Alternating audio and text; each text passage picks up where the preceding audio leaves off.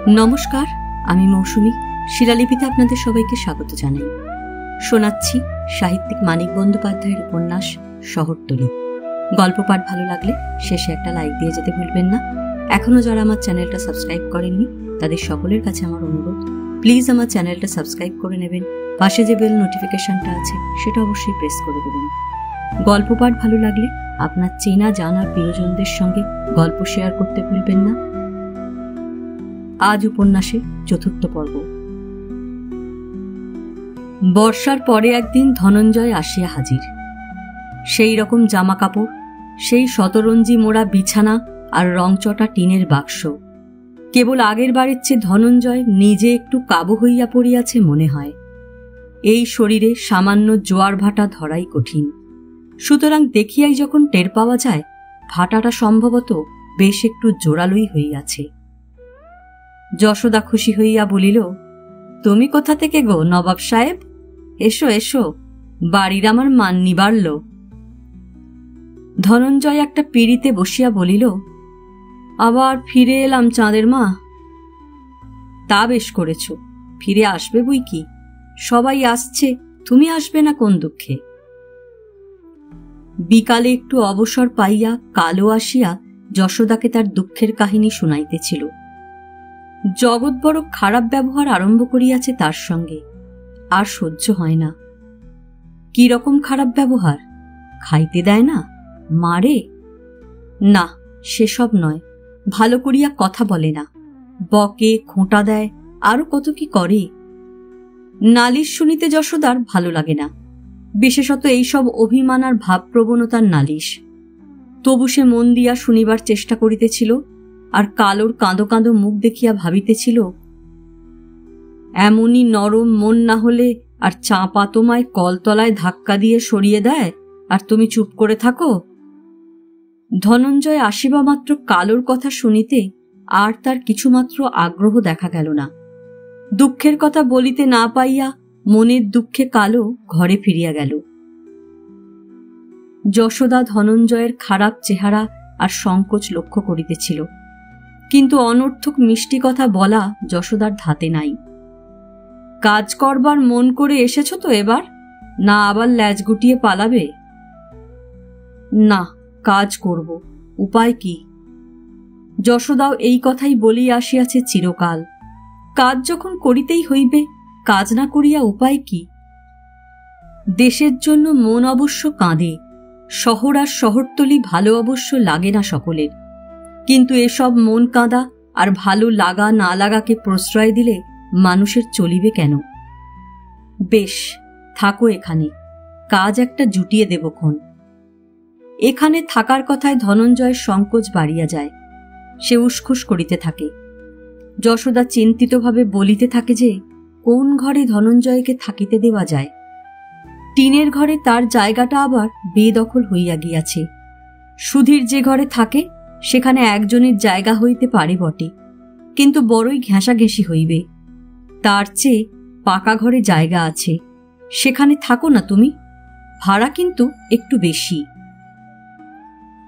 ধনঞ্জয় বিপন্নভাবে ডান হাতের তালুটা হাঁটুতে ঘষিতে ঘষিতে বলে, আমি বলছিলাম কি, যতদিন কাজকর্ম না জোটে আমি বরং অন্য কোথাও। এখানে থাকবে না? বেশি ভাড়া না দিতে চাও? বেশি ভাড়ার জন্যে নয়, মানে কি জানো চাঁদের মা, সঙ্গে এবার। আর কিছু বলিতে হয় না। যশোদা সঙ্গে সঙ্গে ব্যাপারটা অনুমান করিয়া বলে, পয়সা করি সঙ্গে নেই, ট্যাঁক এবার টিকটিক করছে। যশোদা হাসে, কোথায় থাকবে তবে? বিনি পয়সায় থাকতে দেবে জানাশোনা আছে কেউ? ধনঞ্জয় ছেলে মানুষের মতো বিব্রত হইয়া পড়ে। গলাটা সাফ করিয়া বলে, কাজটা যতদিন না হয় একরকম করে। যশোদা মুখ গম্ভীর করে বলে, রাস্তায় ঘুরে ঘুরে কাটিয়ে দেবে আর কলের জল খেয়ে পেট ভরাবে। তাই করোগে যাও, আমার কাছে এসেছো কেন? আমি কাজ জুটিয়ে দেব, সে পর্যন্ত আমার অন্ন খেতে মানে বাঁধবে। এমন যদি মানি দুর্যোধন তুমি, রোজগার করতে বেরিয়েছো কেন ঘর থেকে? বইয়ের আঁচল ধরে ঘরে বসে থাকলেই পারতে। ধনঞ্জয় হঠাৎ গরম হইয়া বলিল, বউ কোথায় যে বউয়ের খোঁটা দিচ্ছ?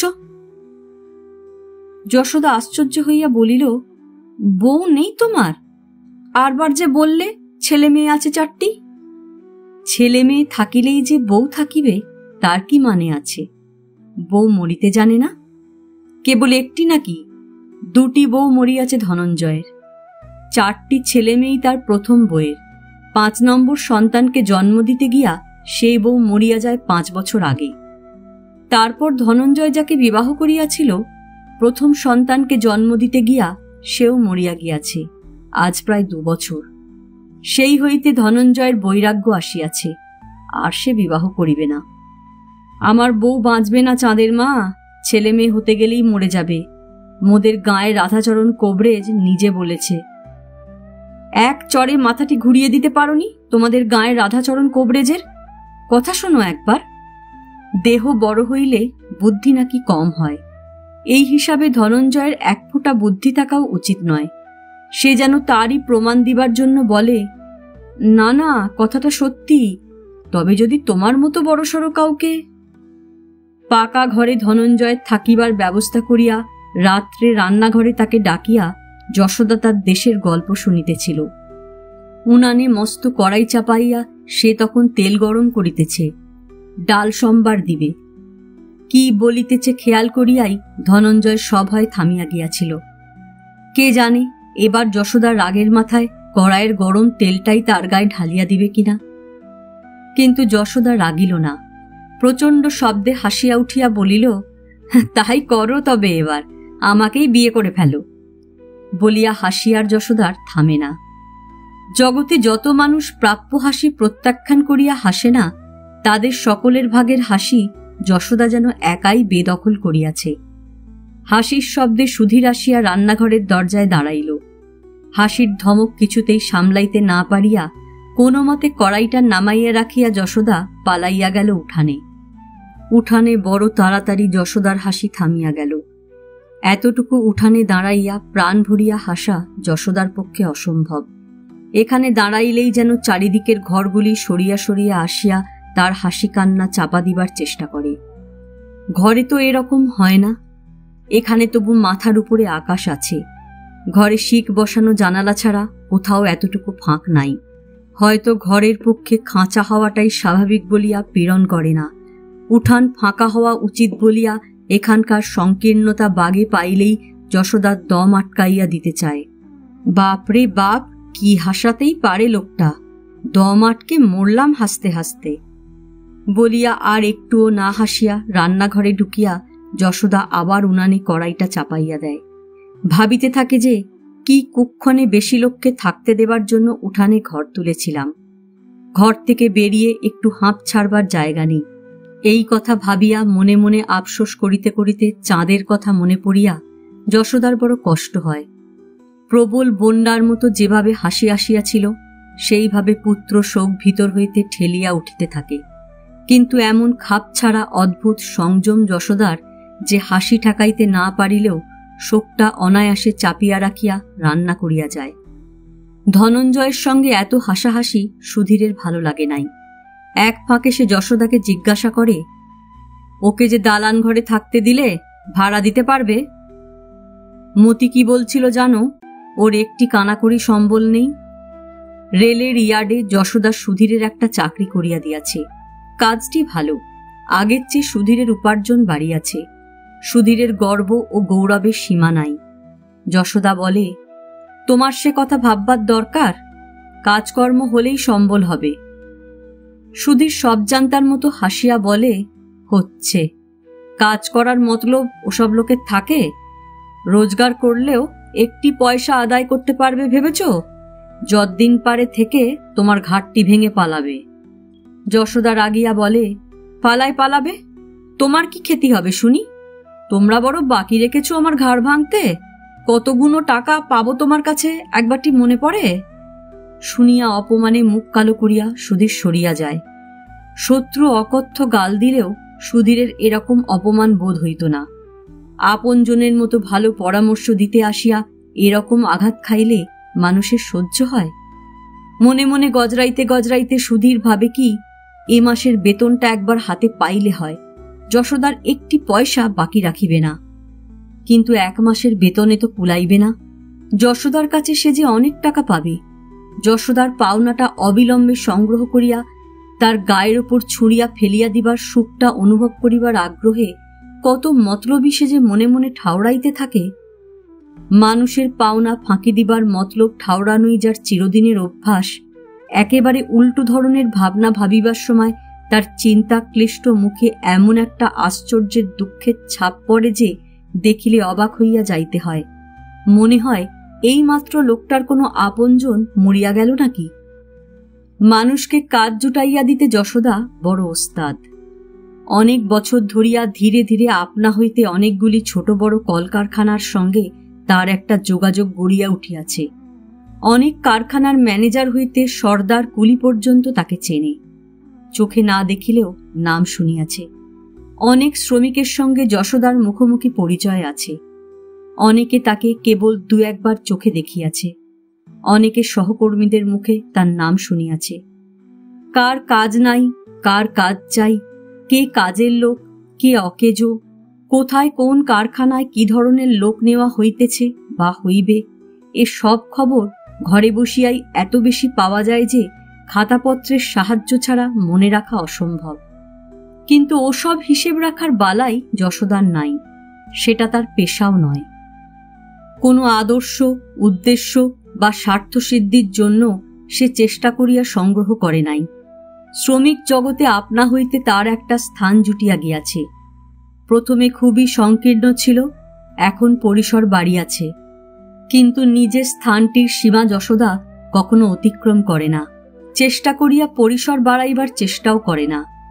যাদের সঙ্গে সংযোগ আছে, সোজাসুজি পরিচিত না হোক, অন্তত পরিচিত কারো মধ্যস্থতায় যাদের সঙ্গে তার ব্যক্তিগত যোগাযোগ একটা স্থাপিত হইয়াছে অথবা হয়, কেবল তাদের সম্বন্ধে যেসব খবর কানে আসে সেইগুলি সে বাছিয়া বাছিয়া মনে রাখে। চেষ্টা করিয়া সে মনে রাখে তা নয়, মনে থাকিয়া যায়। হয়তো কানে আসিল ভারতলক্ষ্মী মিলের লুমে কাজ করিবার জন্য কয়েকজন লোক চাই। সঙ্গে সঙ্গে ভারতলক্ষ্মী মিলের সহকারী ম্যানেজারের সঙ্গে চাক্ষুষ পরিচয় না থাকিলেও লোকটি তাকে বড় বিশ্বাস করে। আজ পর্যন্ত যত লোককে সে পাঠাইয়াছে প্রত্যেককে ওখানে নেওয়া হইয়াছে। সেই সঙ্গে যশোদার আরও মনে পড়িয়া গেল লুমে কাজ করিয়াছে এমন 7 জন বেকারকে সে জানে, তাদের 2 জন একেবারে অপদার্থ, 2 জন সুবিধাজনক নয়, 3 জন ভালো। এক টুকরা কাগজ ছিঁড়িয়া পেন্সিল দিয়া যশোদা তখন আঁকা বাঁকা অক্ষরে 7 জনের নাম লেখে। 3 জনের নামের পরে লেখে গুড, 2 জনের নামের পরে লেখে নট গুড, আর 2 জনের নামের পর লেখে ব্যাড। লিখিয়া নট গুড ও ব্যাড 4 জনকে একটু সুযোগ দিবার অনুরোধ করিতে গিয়া যশোদার ইংরাজি জ্ঞানে কুলোয় না। চোখ কান বুঝিয়া বাংলাতেই অনুরোধটা জানায়, তারপর নিজের নাম স্বাক্ষর করে। অনুরোধটা কাকে করিতেছে, কি জন্য করিতেছে, 7টি নাম ও নামের পাশের মন্তব্যের অর্থ কি, এ সব কিছুই কাগজের টুকরাটি পড়িয়া বুঝিবার উপায় থাকে না। কিন্তু ভারতলক্ষ্মী মিলেরই একজন শ্রমিকের সঙ্গে 7 জন কর্মপ্রার্থীকে মিলে পাঠাইয়া দিলে সেখানকার গুজরাটি সহকারী ম্যানেজার জলের মতো সমস্ত পরিষ্কার বুঝিয়া ফেলে। কাগজের টুকরাটি যত্ন করিয়া রাখিয়া 7 জনকেই হয়তো কাজে লাগাইয়া দেয়, হয়তো 5 জনকে কাজে লাগাইয়া বাকি 2 জনকে ফিরাইয়া দেয়। যশোদার মতে যারা ব্যাড কাজ না পাইলে অথবা কাজ পাইয়া কিছুদিন পরে বরখাস্ত হইলে তারা যশোদার কাছে নালিশ জানাইতে আসে। যশোদা বলে, আমি কি করব? কাজ জানো না, তার উপর কাজে ফাঁকি দেবে, কে রাখবে তোমাদের? তার চেয়ে এক কাজ করো না, তোমরা অন্য কাজে লেগে যাও, অন্য কাজে হয়তো তোমাদের মন বসবে। তারা রাজি হয় না, কিছুতেই রাজি হয় না। রাগ করিয়া যশোদাকে প্রথমে কড়া কড়া কথা বলিয়া গাল দিবার উপক্রম করিয়াই যশোদার মুখ দেখিয়া থামিয়া যায়। তারপর 1 মাস কাটে, 2 মাস কাটে। মুখ কাচুমাচু করিয়া একদিন তারা আবার আসিয়া দাঁড়ায় যশোদার কাছে। কিছুদিন পরে হয়তো তাদের একজনকে দেখা যায় একটি আপিসের বারান্দায় বুকের কাছে লাল হরফে অফিসের নামের সংকেত লেখা লম্বা কোট গায়ে চাপাইয়া কলিং বেলের টুং টুং আওয়াজের প্রতীক্ষায় টুলে বসিয়া ঢুলিতেছে। আর একজনকে দেখা যায় পাড়ারই ডায়মন্ড রেস্টুরেন্টে পাড়ার চা প্রিয় ছেলেবুড়োকে চা সরবরাহ করিতেছে। মুখের উপর হইতে একটা পর্দা যেন সরিয়া গিয়াছে দুজনেরই। জীবনযাপনে দুজনেই বেশ মশগুল। যশোদা কি করিয়া টের পায় ভগবান জানেন। বোধহয় অনেকদিন এদের সঙ্গে এদেরই একজন হইয়া বাস করিতেছে বলিয়া কয়েকজন অলস ও অকর্মণ্যকে কেবল জীবিকা অর্জনের ভিন্ন পথ ধরাইয়া সে কাজের মানুষ করিয়া তুলিয়াছে। তার সখী কুমুদিনীর বাড়ির ঠিক পাশে নকরি ছিল কুঁড়ে। 1 মাসের বেশি নকরি কোথাও চাকরিতে টিকিয়া থাকিতে পারিত না। তার ছেলে মেয়ে বউয়ের সে কি দুর্দশা। একবার যশোদার একখানা শাড়ি মাঝামাঝি ভাগ করিয়া নকরির বউ আর মেয়ে 3 দিন ঘরের মধ্যে আটক থাকিবার পর বাহিরে আসিতে পারিয়াছিল। তারপর যশোদার নকরির তারিখানায় চাকরি করিয়া দিয়াছে এবং জীবন যুদ্ধে এই চাকরির কর্মটি নকরির গায়ে যেন আঁটিয়া বসিয়া গিয়াছে, কোনোদিন খসিয়া পড়িবে না। আর সম্প্রতি নকরির বউ একখানা নতুন ডুরে শাড়ি পরিয়া সমস্ত পাড়া ঘুরিয়া সকলকে দেখাইয়া বেড়াইয়াছে, যশোদাকে পর্যন্ত। ধনঞ্জয়ের জন্য কাজ জোগাড় করিতে গিয়া যশোদা কিন্তু বিপদে পড়িয়া গেল। একেবারে আনাড়ি মানুষটা, কোনো কাজ জানে না, কাজ শিখিবার বয়সও চলিয়া গিয়াছে। গায়ে জোর আছে, মাথায় মোট বহা ছাড়া আর ঠেলা গাড়ি ঠেলার মতো যেসব কাজ শুধু গায়ের জোর থাকিলেই মোটামুটি করা যায়, সেসব কাজও লোকটা করিবে না, অপমান হইবে, সহ্যও বোধহয় হইবে না। প্রকাণ্ড একটা দেহ থাকিলেই তো কষ্ট সহ্য করার শক্তি জন্মায় না। চাষবাসের কাজ জানে, কিন্তু এখানে চাষবাসের কাজ যশোদা কোথায় পাইবে? নিজের হাতে চাষ করতে তো, না অন্যকে দিয়ে কাজ করিয়ে নিজে ফপর দালালি করতে? নিজে কিছু করতাম বই কি, কিছু কিছু করতে, সেটা যশোদা আগেই টের পাইয়াছিল। মানুষটা একটু আরামপ্রিয়, অর্থাৎ সহজ ভাষায় কুঁড়ে। আরামপ্রিয় মানুষ না হইলে রাগ অভিমান এমন প্রবল হয়, কথায় কথায় বোধ হয় অপমান। নিখুঁত সৃষ্টি ভগবানের পুষ্টিতে নাই ভাবিয়া যশোদার বড় আফসোস হয়। কি অপরূপ একটা শরীর, ধরা বাঁধা কাজে অলস, কিন্তু বাজে কাজে পরিশ্রম করিতে খুব পটু। 15 মাইল হাঁটিয়া বেড়াইয়া আসে, না বলিতেই বালতি বালতি জল তুলিয়া ছাতে বর্ষার শ্যাওলা সাফ করিয়া দেয়। রাত্রে চিত হইয়া শুইয়া শরৎকালের আকাশ দেখিবে। দেহের গরমটা তাই তার বিকৃত হয় নাই, কেবল ভালো করিয়া খাইতে না পাওয়ার জন্যই বোধহয় একটু। ধনঞ্জয়ের সর্বাঙ্গে চোখ বুলাইয়া যশোদা আন্দাজ করিবার চেষ্টা করে ভালো করিয়া খাইতে না পাওয়ার জন্য কতটুকু ক্ষতি তার দেহের হইয়াছে। খাওয়া পাইলে আরো কতখানি পরিপুষ্ট দেখাইত তাকে। কিন্তু কাজ, উপার্জনের ব্যবস্থা, বসাইয়া বসাইয়া লোকটাকে পেট ভরিয়া খাওয়াইলেই তো চলিবে না। যতই ভালো লাগুক ওর খাওয়া দেখিতে। অনেক ভাবিয়া যশোদা একদিন বলিল, এক কাজ করো তুমি, সুধীরের সঙ্গে রেলের ইয়ার্ডে যাও, 4 দিক ঘুরে ফিরে কাজকর্ম দেখো গিয়ে, তারপর ওখানেই সুবিধে মতো একটা কাজ তোমাকে জুটিয়ে দেব। কাজ হবে কিনা না জেনে যশোদা জোর দিয়া বলিল, হবে, নইলে মিছিমিছি তোমায় পাঠাবো? মাথা খারাপ নাকি আমার? কাজ তুমি করতে পারবে কিনা সে হলো ভিন্ন কথা। ধনঞ্জয়ের সঙ্গে যশোদা এইসব আলোচনা করে, আর সুধীর এদিক হইতে ওদিক যাওয়ার সময় আর ওদিক হইতে এদিকে আসার সময় তীব্র দৃষ্টিতে দুজনকে দেখিয়া যায়। গা জ্বালা করে সুধীরের। না খাইয়া কাজে গেলে ক্ষুধায় সে কষ্ট পাইবে বলিয়া এই যশোদাই কি একদিন তাকে খাওয়ার সুযোগ দিতে ছল করিয়া বাড়ি ছাড়িয়া চলিয়া গিয়াছিল? তার জন্য নিশ্চয় নয়, বুড়া মতির জন্য। বুড়া মানুষকে কষ্ট দিতে যশোদা চায় নাই। তাছাড়া দুবেলা খাইতে দেওয়ার জন্য যশোদা টাকা নেয়।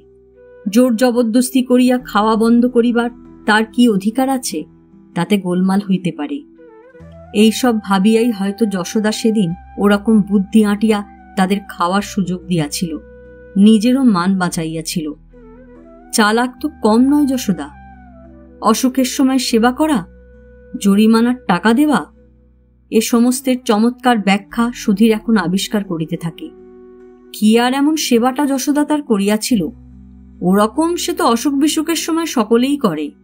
যাদের কাছে থাকা আর খাওয়ার জন্য টাকা নেয়, দুবেলা রাঁধিয়ে তাদের খাওয়ানোর মতো অসুখের সময় সেবা করাটাও তো যশোদার সাধারণ কর্তব্য।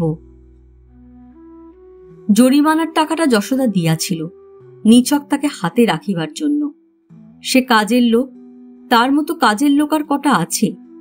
সে হাতে থাকিলে ধীরে ধীরে জরিমানার টাকাও আদায় হইয়া যাইবে, অন্যদিকেও অনেক সুবিধা হইবে। এই সব হিসাব করিয়াই যশোদা তার সেই উপকারটা করিয়াছিল, সন্দেহ নাই। রেলের ইয়ার্ডে তাকে কাজটা জুটাইয়া দিয়া মাঝখান হইতে যশোদা কিছু টাকা মারিয়াছে কিনা তাই বা কে জানে। সুধীর চিরকাল জানিয়া আসিয়াছে মানুষের চালচলনই এই রকম। এই ধরনের ব্যবহারই মানুষ মানুষের সঙ্গে করিয়া থাকে। অন্য সময় অন্য কারো সঙ্গে হইলে রাগ করার কিছু আছে বলিয়া সে ভাবিতে পারিত না। এখন যশোদার সম্বন্ধে একটির পর একটি পরিবর্তনশীল মানসিক ঘূর্ণিপাকে পড়িয়া তার যেন ধাঁধা লাগিয়া যাইতে থাকে। অভিনব প্রত্যাশা ও প্রার্থনার মন্দিরে গোয়ার গোবিন্দরা চিরদিন হরিজনের মতো ভীরু, সংকোচ আর অস্বস্তিতে মৃতপ্রায়। যতদিন না ধর্মান্তর গ্রহণ করিয়া মনের সুখে মন্দিরটাই ভাঙিয়া চুরমার করিবার সুযোগ পায়। কাজে যাবার সময় ধনঞ্জয়কে সঙ্গে নিয়া গিয়া চারিদিক দেখাইয়া শুনাইয়া দিবার প্রস্তাবে সে চোখে অন্ধকার দেখে। আমার কাজটি ওকে দেবার মতলব করছো বুঝি?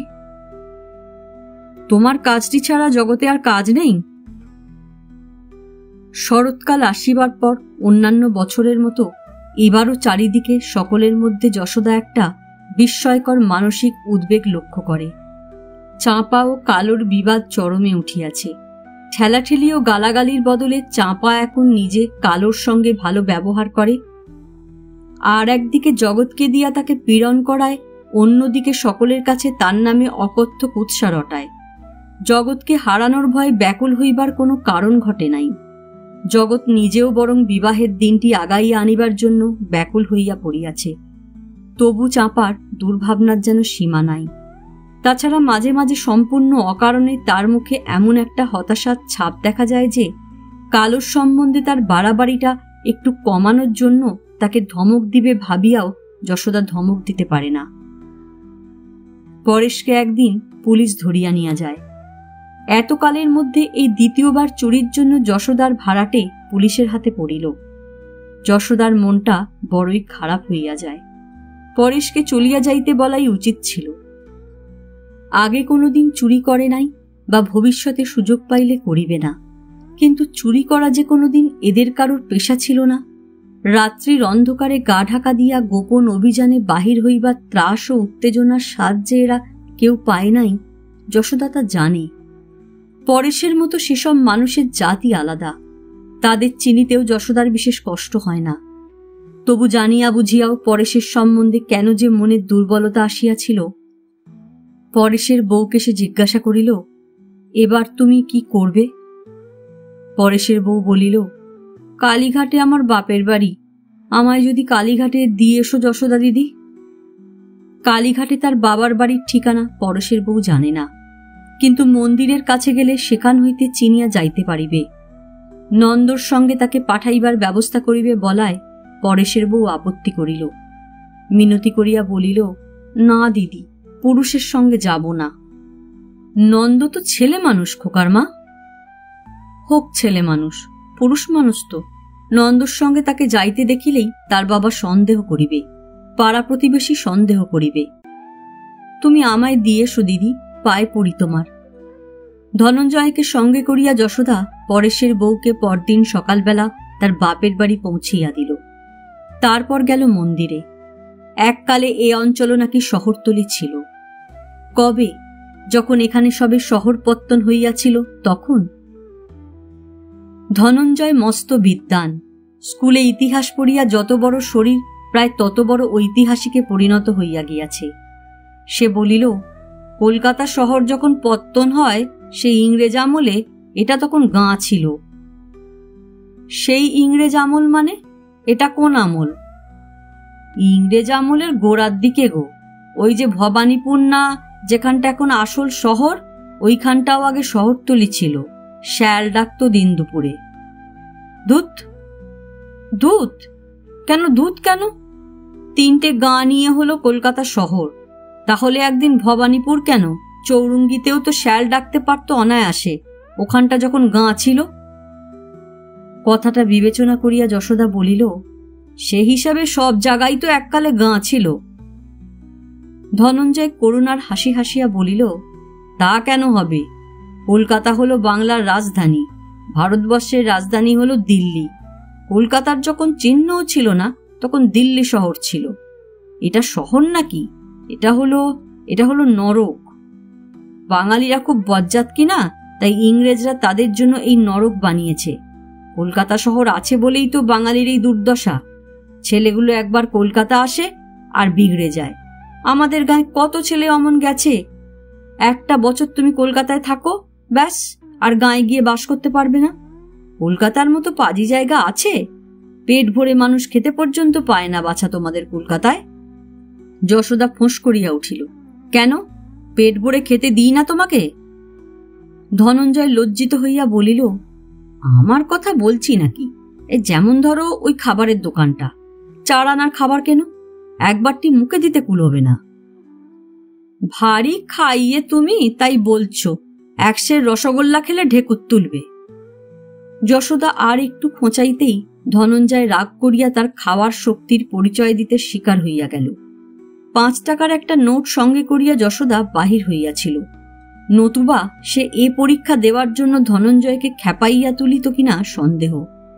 নিজেরও যশোদার ক্ষুধা পাইয়াছিল বই কি। ভালো খাবার খাইতে তার নিজেরও তলে তলে বেশ একটু লোভ ছিল বই কি। যশোদা ভাত খায় তার সবচেয়ে জোয়ান ভাড়াটের 3 গুণ। সেই জন্যই সে মাঝে মাঝে রীতিমতো সংকোচ বোধ করে। প্রাণ ভরিয়া ভালো খাবার খাওয়ার স্বাদটা তার সাধারণত চাপাই থাকে। আজ ধনঞ্জয়ের সঙ্গে নিশ্চিন্ত মনে পেট ভরিয়া খাবার খাইল। ধনঞ্জয়ের খাওয়ার পরিমাণটা তার চেয়েও বেশি, এই জন্য ধনঞ্জয়ের কাছে বসিয়া খাইতে তার লজ্জা করে না। দুজনকে একত্রে দেখিলেই লোকে একটু অবাক হইয়া চাহিয়া থাকার কথা। দোকানি সবিস্ময়ে দুজনের খাওয়া দেখিতে লাগিল, তারপর হাসিয়া ফেলিল। চোখে পড়ায় ধনঞ্জয় রাগিয়া বলিল, হাসি কি জন্যে শুনি? যশোদা বলিল, আমাদের খাওয়া দেখে হাসছে আর কি। দোকানির হাসি নিভিয়া গিয়াছিল। হাত জোর করিয়া সে তাড়াতাড়ি বলিল, আগে না গিন্নিমা, খাওয়া দেখে কি হাসতে পারি? আপনারা খাবেন আগে, তবে তো আমার 2 পয়সা। আপনাদের দেখে বড় আনন্দ হলো কিনা মনে, তাই হাসলাম একটু মনের সুখে। আমার একটি দিদি আছে গিন্নিমা, আমার পিস্তুত দিদি, তেনাও আপনারই মতো আজ্ঞা। যশোদা বলিল, বটে নাকি? দোকানি বলিল, আজ্ঞা, তবে তেনার বয়সটা কিছু বেশি হবে, চুলে পাক ধরে গেছে। আমরা যাই, তা তামাশা করে বলেন কি যে, গুরুজন আমি, আমায় পেন নাম করো রসিক। যেই পেন নাম করতে মাথাটি মাটিতে ঠেকাই, মাথার পরে পাটি তুলে দেয়, ব্যাস সব নরণচরণ বন্ধ। পাটি না সরালে আর মাথাটি সরাবার জো নেই। বেশ বোঝা যায় শেষটুকু বাড়ানো ও বানানো গল্প।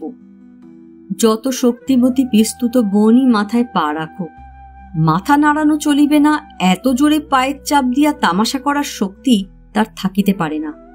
কারণ মাথায় ওরকম চাপ পড়িলে ডাক্তার ডাকিবার দরকার হয়। রসিক কেবল রসালো খাবারের দোকান করে নাই, মানুষটাও সে রসিক বটে। যশোদার শুনিতে বেশ মজা লাগিতেছিল। রসিক বলিল, কিন্তু হায় অদৃষ্ট, বোনাইটা আমারই এইটুকুন মনীষী, একটা বাচ্চা ছোকরার সমান। মা কালী আপনাদের কেমন সুন্দর মিল করেছেন দেখে তার কথাটি মনে পড়ল কিনা, তাই হাসছিলাম গিন্নিমা। অনেক বেলা হইয়াছে, গঙ্গার ঘাটে বসিবার আর সময় ছিল না, তবু দুজনে একটু বসিল। খাওয়াটা বড় বেশি হইয়াছে। অনেক নারী পুরুষ ঘাটে স্নান করিতেছে। লজ্জাটা নারী ও পুরুষ উভয়েরই কম। মানুষের যতটা থাকা দরকার প্রায় ততটুকু। দেখিলে কে বলিবে তারা শহর বা শহরতলির অধিবাসী। স্নানের সময় অন্তত স্বাভাবিকতার পবিত্রতাটুকু পাওয়ার জন্যই যেন তারা বাড়তি সভ্যতা ত্যাগ করিয়াছে। আমি সত্যি হাতির মতো দেখতে না? কই না, তুমি তো মোটা নও। হাতি কি আর মোটা? হাতির চেহারাই হাতির মতো। কোত্থেকে যে হলাম এমন, আমার বাপ মা তো এমন ছিল না। আমার ভাইটা তো এমন নয়। বোন আছে একটা, সে রীতিমতো সুন্দরী। হ্যাঁ, মায়েরই বলছি তোমায়, বিশ্বাস হলো না? ধনঞ্জয় কি একবার যশোদাকে বলিতে গেল, তুমিও তো রীতিমতো সুন্দরী। কথাটা কেমন শোনাই তো কে জানে। জীবনে প্রথম একজন মানুষের কাছে কথাটা শুনিতে যশোদার কেমন লাগিল তাই বা কে জানে। কিন্তু ধনঞ্জয় কথাটা জোলো করিয়া ফেলিল এইভাবে যে, তুমিও তো খুব বেশি খারাপ নও। খুব বেশি না হই খারাপ তো? কে বললে খারাপ? যশোদা হাঁ করিয়া চাহিয়া থাকে।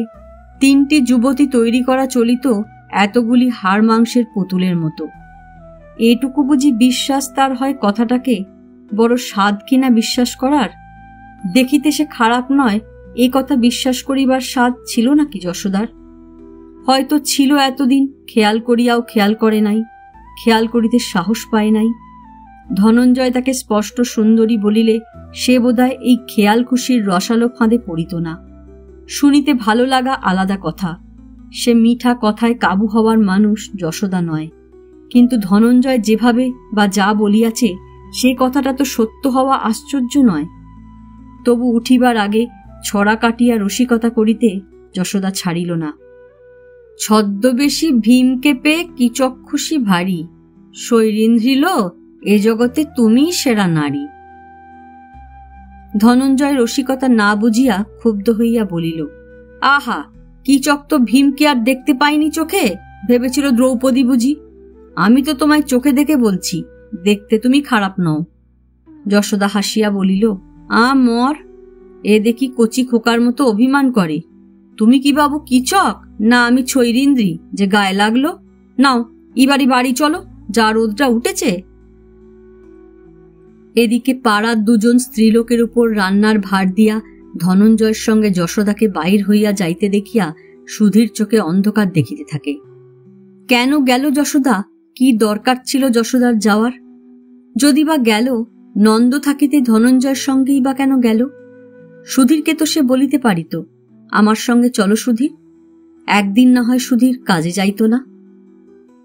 নন্দ কীর্তন শিখিতে যাইতেছিল, তার কাছে সুধীর পরেশের বইয়ের বিবরণ এবং যশোদার কালীঘাট যাওয়ার প্রয়োজন খুঁটিয়া খুঁটিয়া জানিয়া একটু যেন শান্ত হইল মনটা। যশোদা বাধ্য হইয়া গিয়াছে, হয়তো সুধীরের কাজে যাওয়া হইবে না ভাবিয়াই বেকার ধনঞ্জয়কে সঙ্গে নিয়া গিয়াছে। তবু সব কথা একবার তো সে বলিতে পারিত যে, এখানে যাচ্ছি সুধীর, তোমার কাজ কামাই হবে, তাই ধনঞ্জয়কে সঙ্গে নিয়ে গেলাম। এভাবে তাকে জানাইয়া যাওয়ার অর্থই যে তার অনুমতি নিয়া যশোদার কালীঘাটে যাওয়া এবং তার অনুমতি নিয়া যশোদার কোনো কাজ করার সঙ্গত বা অসঙ্গত কোনো কারণই থাকিতে পারে না, এসব সুধীরের মাথায় আসে না।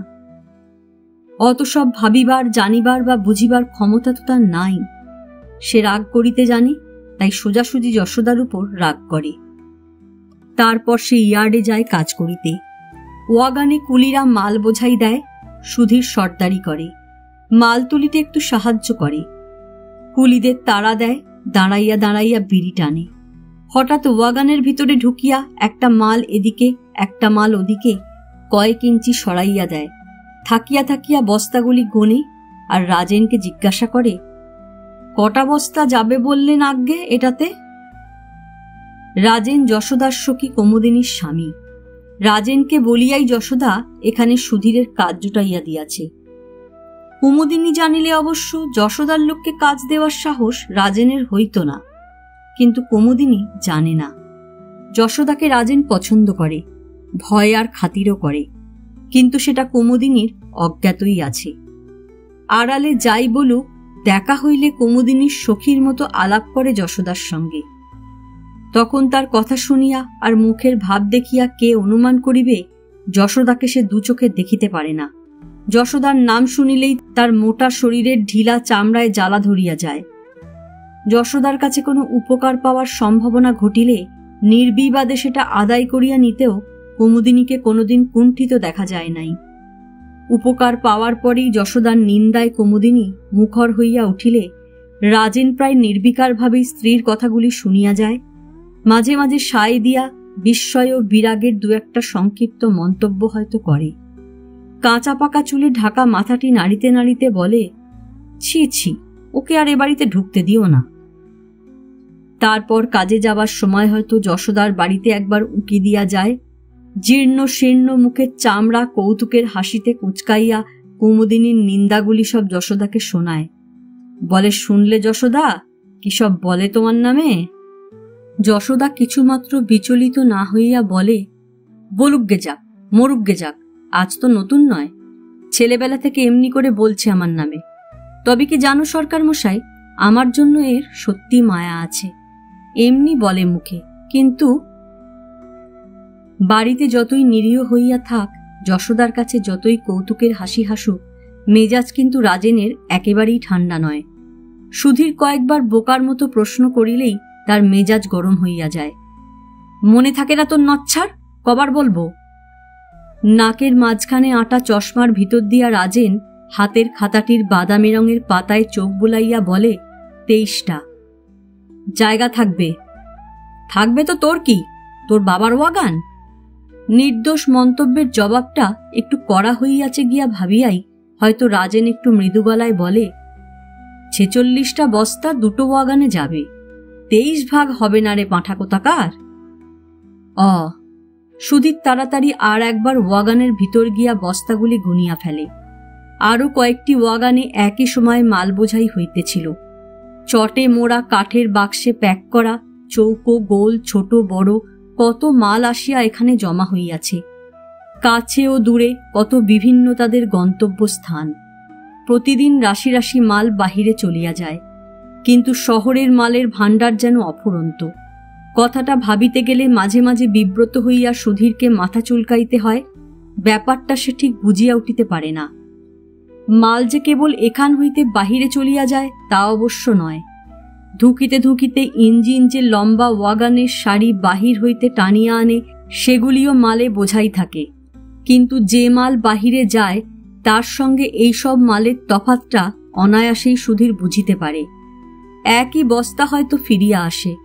ওয়াগানে তুলিবার সময় যে প্যাকিং কেসটির ওপর সে পানের পিক ফেলিয়াছিল, কয়েক মাস পরে সেই প্যাকিং কেসটি হয়তো অন্য এক ওয়াগান হইতে নামানো হয়।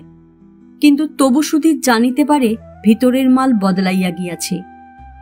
কারণ সুধীর এইভাবে মনের মধ্যে যুক্তি খাড়া করে, যে জিনিস এখান হইতে 200-300 মাইল দূরে চালান গিয়াছিল, সেই জিনিস কিছুকাল পরে আবার ফিরিয়া আসিবে কেন? মানুষ তো পাগল নয় যে মিছিমিছি গাড়ি ভাড়া গুনিবে। সুধীরের শ্লথ অপরিণত মস্তিষ্কে এই শহরের মাল আনাগোনার ব্যাপারটার বিরাটত্ব সমুদ্র দর্শনার্থীর প্রথম সমুদ্র দর্শনের মতো একটা আয়ত্তাতীত বিস্ময় ও আনন্দে চিরদিন স্তম্ভিত ও মুগ্ধ করিয়া রাখিয়াছে। এ সম্পর্কে তার অভিজ্ঞতা আছে ব্যাপক ও বিচিত্র। ভাবিতে গেলে তার মনে হয় চিরটা জীবন সে বুঝি কেবল এই শহরের আমদানি রপ্তানির সঙ্গে সংশ্লিষ্ট কাজই করিয়া আসিয়াছে, যেটিতে সে কুলির কাজ করিয়াছে।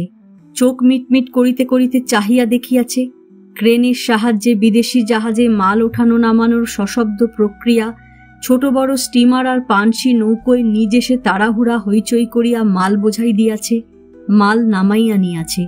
শহরতলির খালগুলির দুপাশে গুদাম ও আড়তে কাজ করিবার সময় নৌকায় ধীরে সুস্থে মাল আনা নেওয়া দেখিয়াছে। রেলের ইয়ার্ডে কাজ করার সময় দেখিয়াছে মালগাড়ির আশ্রয়ে মালের দুমুখী স্রোত, আর কাজের অবসরে শহরতলির প্রধান পথের ধারে দাঁড়াইয়া দেখিয়াছে মাল বোঝাই লরি ও গরু মহিষের গাড়ির আনাগোনা, ঝাঁকা ও মুঠ মাথায় মানুষের যাতায়াত। বিদেশে কি যায়, বিদেশ হইতে কি আসে, মফস্বলে কি যায়, মফস্বল হইতে কি আসে, সে সম্বন্ধে একটা অস্পষ্ট আবছা ধারণা সুধীরের আছে। ধারণাটি লইয়া সময় অসময় সে মনে মনে খেলা করে, সৃষ্টি করে অর্থহীন অবাস্তব কতগুলি সমস্যা, এবং ভাবিতে ভাবিতে বিফল ও বিরক্ত হইয়া ওঠে। কত সমস্যাই যে মনে জাগে সুধীরের। নদীটা যদি হঠাৎ মজিয়া যায়, জাহাজ স্টিমার নৌকার আনাগোনা যদি হইয়া যায় বন্ধ, কি হয় তাহা হইলে? রেল কোম্পানি যদি হাঙ্গামা সহিতে নারাজ হইয়া একদিন বলিয়া বসে ধুত্তর, এবং বলিয়া রেলগাড়ির চলাচল বন্ধ করিয়া দেয়, কি হয় তাহা হইলে? বাজার গাড়িতে লরিতে মানুষের মাথায় শহরে মাছ তরকারি আসা বন্ধ হয়, শহরের লোকের মাছ তরকারি সংগ্রহ করিবার কি উপায় হইতে পারে? এই রকম আরো কত দুর্ভাবনাই আসে সুধীরের মাথায়। পচা জিনিস সম্বন্ধে মাছি যতটুকু জানে, ব্যবসা বাণিজ্যের সঙ্গে এতকাল এতভাবে সংশ্লিষ্ট থাকিয়া বেচারি ব্যাপারটা ততটুকুও বোঝে নাকি না? কাজে ফাঁকি দিলে যতটা না হয়, সুধীরকে চিন্তিত দেখিলে রাজেন রাগিয়া আগুন হইয়া যায়। তুই বড় বজ্জাত সুধীর, 1 নম্বর বজ্জাত। এত গরমে ক্রমাগত গালাগালি কাহাতক মানুষের সহ্য হয়? সুধীরের রক্ত আর মাথা একসঙ্গে গরম হইয়া ওঠে। মনে মনে রাজেন কি অকথ্য গালাগালি দিতে দিতে ওয়াগনের দরজা বন্ধ করিতে যায়। দরজা শিলমোহর করিতে হইবে, খড়ি দিয়া ওয়াগনের গায়ে সংকেত নির্দেশ লিখিতে হইবে, তারপর সরাইয়া দিতে হইবে পাশের লাইনে। প্রথম কাজ দুটি অন্য লোকের, শেষ কাজটা করিতে হইবে সুধীরকে। দরজা বন্ধ করিয়া সুধীর তীব্র দৃষ্টিতে রাজেনকে দেখিতে থাকে। শুকনো মোচার মতো শীর্ণ মুখ তুলিয়া রাজেন তার দিকে চাহিলেই সে মুখ ফিরাইয়া নিবে, সেটুকু বুদ্ধি ও অভিজ্ঞতা সুধীরের আছে। কিন্তু যশোদার উপর নিরুপায় ক্রোধের জ্বালায় পেট ভরিয়া সুধীর খাইতে পারে নাই। তার চেয়ে তার রাগের বড় প্রমাণ বোধহয় আর কিছুই হইতে পারে না। কিন্তু কাজে আসিয়া সুধীর তার অতীত ও বর্তমান জীবনের কাজের সঙ্গে সংশ্লিষ্ট এইসব কথাই ভাবে। কাজ যারা করে তাদের জীবনে এই জন্যই কি রোমান্স থাকে না? কাজে সুধীর ফাঁকি দেয় না, কিন্তু তাকে কোনো ফাঁকে চিন্তিত মুখে বিড়ি টানিতে দেখিলে রাজেন বড় রাগিয়া যায়। নিজের জানা একটি লোক ছিল রাজেনের, এই কাজটা সে তাকে জুটাইয়া দিবে ভাবিয়াছিল।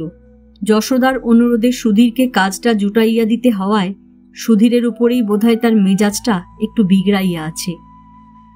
1 নম্বর ফাঁকিবাজ তুমি সুধীর, 1 নম্বর বজ্জাত। সুধীরের রক্ত আর মাথা একসঙ্গে গরম হইয়া ওঠে। পেটটাও বুঝি তার ক্ষুধার জ্বালা অনুভব করিতে আরম্ভ করিয়াছিল। মাঝ দুপুর পার হইয়া গিয়াছে। চোখ তুলিয়া চাহিয়া দেখে ধনঞ্জয় কখন আসিয়া দাঁড়াইয়াছে। বিড়ির ধোঁয়া ছাড়িতে ছাড়িতে রাজেনের গালাগালিতেই বোধহয় আমোদ পাইয়া মুখে হাসিও ফুটাইয়াছে। শুকনো মোচার মতো শীর্ণকায় রাজেনের উপর যে রাগটা হইয়াছিল, সে রাগটা সুধীরের তাই গিয়া পড়ে দৈত্যের মতো বিশাল দেহ মানুষটার উপর। মনে মনে রাজেনের বদলে ধনঞ্জয়কে অকথ্য গালাগাল দিতে দিতে সে ওয়াগনের আরো কাছে সরিয়া যায়। ধনঞ্জয়কে সুধীর ভয় করে। ভূত প্রেত দত্তিদানার যে ভয় আচমকা ছোট ছেলেদের ঘুম ভাঙাইয়া দেয়, অন্ধকারে মাকে জড়াইয়া ধরিয়া যে ভয় ছোট ছেলে থরথর করিয়া কাঁপিতে কাঁপিতে ফুপাইয়া ফুপাইয়া কাঁদে, সেই সঙ্গে হিংসা তো আছেই। গত কয়েকদিনের মধ্যে যে হিংসার তীব্রতা মারাত্মক গোপন রোগের মতো ভিতরে ভিতরে একটা দুর্বোধ্য যাতনায় সুধীরকে প্রায় মাতাল করিয়া তুলিয়াছে। ধনঞ্জয় কাছে আগাইয়া আসে। কালীঘাট গেলাম ভাই যশোদার সঙ্গে, যা মিষ্টিটাই 1 পেট খাওয়ালে যশোদা। যত বলি আর খাবো না, তত খুঁচিয়ে খুঁচিয়ে খাওয়ায়। বলে এই খাওয়ার ক্ষমতা নিয়ে তোমার এত গব্ব, আর কটা রসগোল্লা যদি না খাও তুমি, চারদিকে তোমার নিন্দে রটিয়ে বেড়াবো। বাড়ি এসে ফের বলে কি, নাও চান করে ভাত খেয়ে নাও চটপট, তারপর সুধীরের সঙ্গে কাজকর্ম দেখবে যাও। সুধীর এখান হইতে ওখানে যায়, মাল গোনে, ওয়াগানের দরজা বন্ধ করে। কুলিদের সঙ্গে ঠেলিয়া এ লাইন হইতে ওয়াগান পাশের লাইনে সরাইয়া দেয়।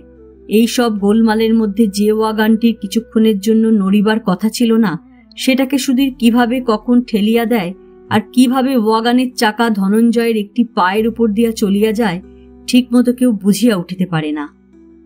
হাসপাতালে যশোদার কাছে ধনঞ্জয় বলে, সরতে পেলাম কই, পাশের লাইনে একটা ইঞ্জিন যাচ্ছিল তাই দেখছি, পাশ থেকে গাড়িটার ধাক্কা খেয়ে পড়ে গেলাম। লাইনের বাইরে পড়েছিলাম গো যশোদা, 2 পায়ে যদি গুটিয়ে নিতাম তাড়াতাড়ি, হায় হায়, কেমন যেন হকচকিয়ে গেলাম। ধনঞ্জয় কাতরায় আর কাঁদে।